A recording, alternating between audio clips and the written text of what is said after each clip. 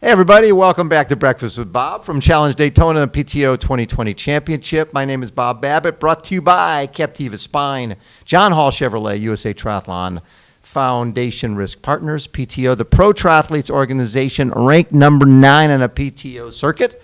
Laura Philipp, how are you doing? Thanks, Bob. I'm doing very well. I'm glad to be here and finally get the chance to race a big race this year. Were you going a little crazy, not being able to do anything? Yeah, actually I did. But, I just try to focus on what I can do. And Right. that was, to work on my, my weaknesses and, just focus on the positive and take it day by day. But it was still a big motivational boost to have the PTO championship race on the horizon. Well, to know in this sort of a year of nothing, to have a race where there's $1.15 million, the best athletes on the planet, at a cool distance, right? Because you have the ITU athletes, and it's like a 1.2 and close to a 50-mile bike ride and a little over 11-mile run. You like the distance and like the mix of the athletes? Yeah, that's super exciting. I think it's something we've never seen before. And middle distance suits me. I'm glad we're not racing an Olympic distance over here, because then I think the long course athletes would probably be a little bit too slow. Right. But especially with the 80K bike ride, I think if we can maybe make a difference. So I hope when everyone sticks to the 20-meter rule, I'm very glad for this. It will be an exciting race. What was the experience like going to Kona and getting fourth in your first time there? Well, the fourth place, it was a super great achievement, something I'm very proud of because I had a very rough build-up. But of course, fourth place always leaves you hungry for more. You want to get that podium. You want to be on the podium. To the podium, right? And of course, I was super hungry to return this year, and sad that we couldn't go there. Yeah, and what I love is when you were 24 years old, you really you were learning to swim. I mean, we're talking not even 10 years ago. You were learning to swim, and now you're one of the best in the world. Take me through getting into this sport. What got you into it? Well, it's still sometimes surprises myself how far I reached already, because I got into the sport by kind of an accident. Like, I had no background in swim, bike, run. The only sport I really did was rock climbing, so very different to triathlon. But I watched some friends doing a relay at a local triathlon, and I cheered them on, and I thought, this looks like fun, so why don't I take on a challenge and try to learn to swim and to bike and to run. And then I signed up for the triathlon for the next year, and I gave it a go. And I somehow survived the swim. It was with the current in the river, so I was lucky. And as soon as I jumped on the bike, I felt very comfortable. I feel like this is, some sort of my strength. I feel like I'm kind of natural biker and runner. Right. Yeah. So as soon as I got into those two disciplines, I had a lot of fun, and I started to overtake people in that triathlon. And I thought, like, oh my God, I think this is something I really enjoy to do. And from that moment on, I fell in love with triathlon and did more and more and became better and better. Well, it took you 6 months to be able to swim more than a length without stopping. Yeah, that's true. It was kind of frustrating, and sometimes it's still frustrating to go into the pool, because the improvements you make, they can be so little, and you have to be happy about like an improvement of a second over 100 meter, for example, and it can take you a year to get there. But I'm still enjoying the journey and the progress, and I know that there, especially on the swim, is still a lot of improvement for me.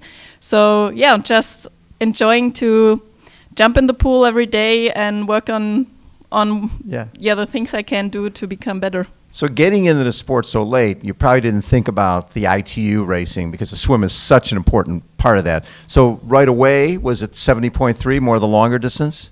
Well, I started with non-drafting Olympic races, and I really enjoyed them. Mm-hmm. But of course, like the real Olympic distance, is nothing that comes into my mind. I love to watch the races. I love the speed. I think it probably would have been something that I would enjoy to do. Yes.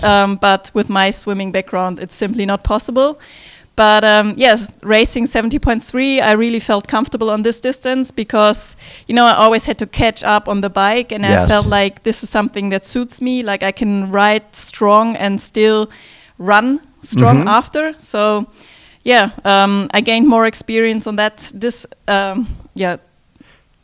racing format. Yes. And I still left me some time to step up to Ironman racing. Like I think it was only 2018 that I stepped up to Ironman racing. And your first Ironman, you went what? How fast did you go?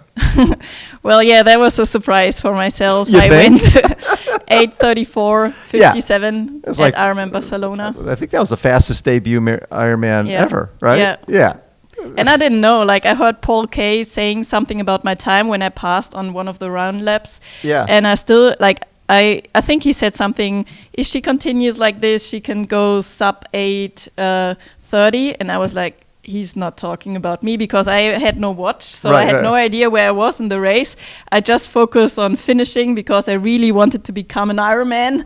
And that was my main goal. So, to reach the finish in that time was just an incredible feeling. And that put you in the Kona. Yes, exactly. And what was the Kona experience like for you? Well, Kona. Because you've heard all the horror stories, right, of Yeah. people falling down and collapsing. And So I was lucky to be in Kona in 2017 to just watch the race. That helped, And that really helped me because I went there and I wanted to decide if I want to qualify for Kona and do it myself. Right. Because, I heard all these horrible stories and about the heat and the cruelty and the winds and so on.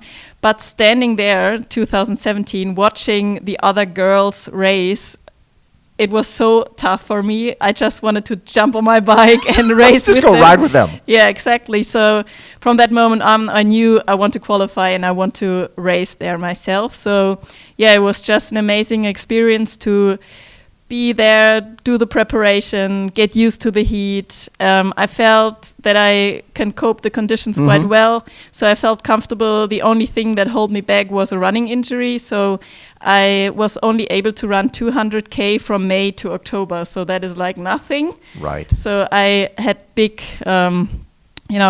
trouble to be confident for the run.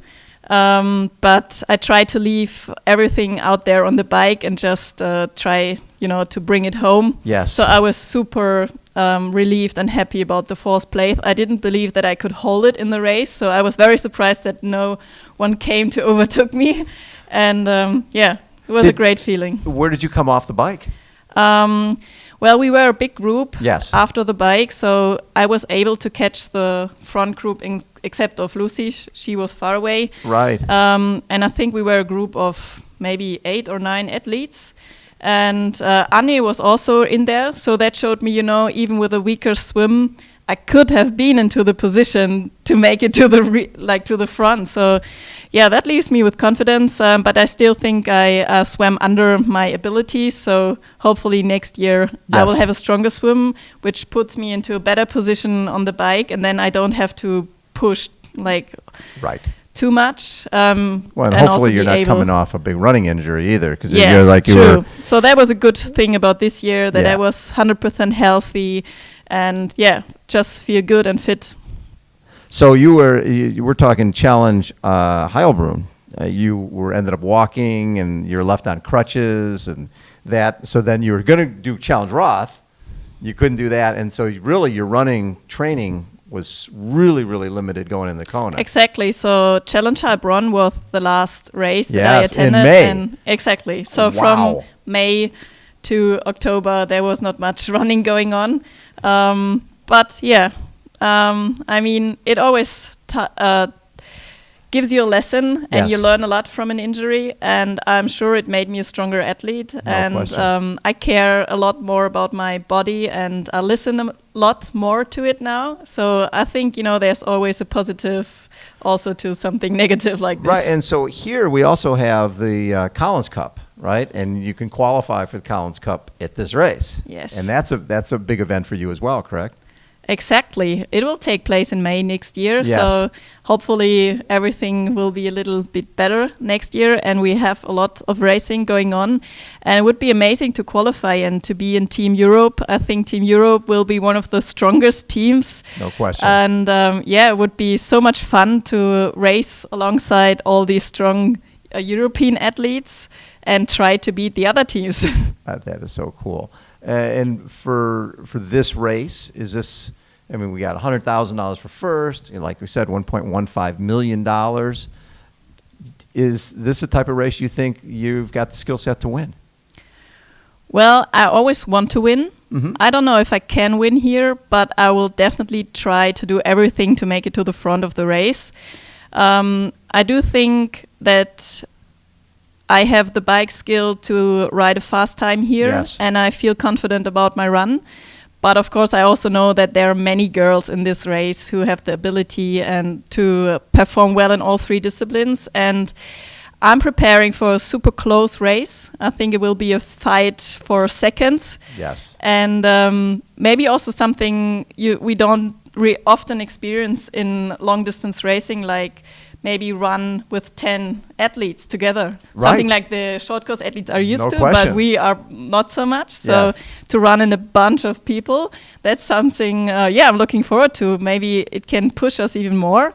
And I do think I have good chances to place myself well at the end, but it's so hard to predict. Love it. Hey, thanks so much for taking time, Laura. Always a pleasure. We chatted last year in Kona, and it's great to have you back. Thank you so much. Laura Philipp has been our guest, everybody. Hang on. We will be right